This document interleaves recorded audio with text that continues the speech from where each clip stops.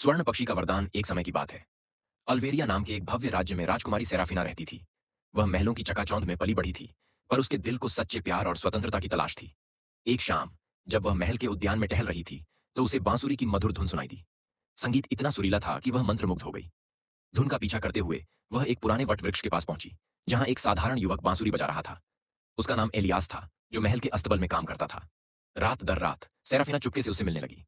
वे घंटों बातें करते, हंसते और सपने देखते। वे अलग अलग दुनिया के थे, फिर भी उनके दिल एक दूसरे की धड़कन को पहचानते थे। लेकिन उनका प्रेम निषिद्ध था। राजा एल्डन कभी नहीं मानते कि उनकी बेटी एक साधारण युवक से विवाह करे। फिर एक दिन राज्य पर एक भयानक शाप आ पड़ा। एक अनंत सर्दी ने फसलों को जला डाला, नदियों को जमा दिया। इस अभिशाप से छुटकारा पाने का एक ही उपाय था, एक जादुई स्वर्ण पक्षी, जिसके पंख में जीवन बहाल करने की शक्ति थी। लेकिन वह पक्षी गहरे जादुई जंगल में रहता था, जहां सिर्फ सच्चे प्रेम और साहस की परीक्षा ली जाती थी। एलियास ने राज्य को बचाने की ठानी, और छिपकर सेराफिना भी उसके साथ चल पड़ी। उन्होंने रहस्यमयी जंगलों, छलपूर्वक आत्माओं और बर्फीले तूफानों का सामना किया। अंततः वे जंगल के हृदय में पहुंचे, जहां क्रिस्टल की शाखा पर स्वर्ण पक्षी बैठा था।